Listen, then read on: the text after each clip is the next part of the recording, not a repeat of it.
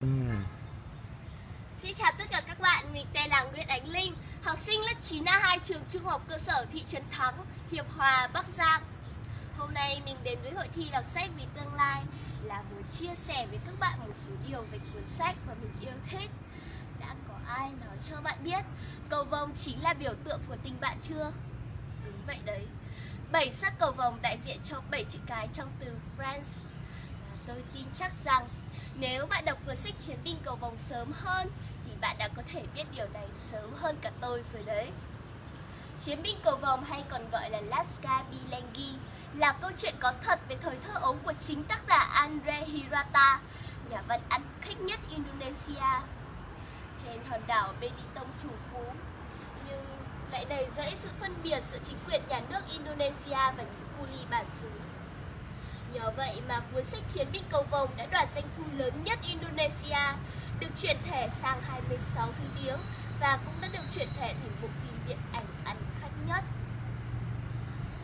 Câu chuyện bắt đầu với không khí căng thẳng của ngôi trường tiểu học nghèo nàn, sập xệ và có nguy cơ bị sụp đổ nếu không có đủ 10 học sinh Muhammadiyah. Và chính cậu bé Harun, người bị mắc hội chứng đau, đã cứu rỗi ngôi trường cùng với niềm đam mê học tập của 9 đứa trẻ khác. Yintang, Sahara, Borek, Sidan, Pukai, Chabani và những đứa trẻ khác.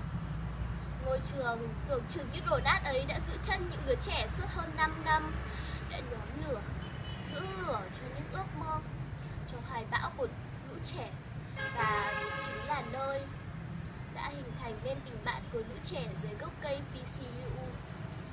Thật sự, cuốn sách Chiến binh cầu vồng là một cuốn sách rất hay, bởi bạn sẽ cười nức nẻ khi thấy lũ trẻ chơi đùa cùng nhau, cười mãn nguyện khi thấy chúng chăm chỉ học bài dù là trên nền gạch đá, bởi bạn sẽ khóc khi thấy lũ trẻ phải đấu tranh vất vả như thế nào để được đến trường.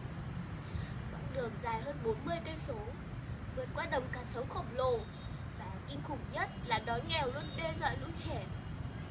Có những lúc lũ trẻ cũng đã nản lòng, yếu đuối, nhưng chính tình bạn, tình yêu của hai thầy giáo vĩ đại là cô Mas và thầy Havan, cùng với đam mê học tập có sẵn, đã đưa lũ trẻ trở về để dám ước mơ, dám thực hiện. Hoặc đôi lúc bạn sẽ mủi lòng vì cuộc tình giữa nhóc Ika và cô bé A Linh không thành, nhưng bạn cũng sẽ thấy tự hào thôi, bởi bạn sẽ là một trong những độc giả biết được 10 đứa trẻ ấy và hai thầy cô giáo đã đấu tranh cực nhọc như thế nào để giữ lấy ngôi trường đang bị thanh tra giáo dục, cùng với lời đe dọa đóng cửa treo lơ lửng trên đầu.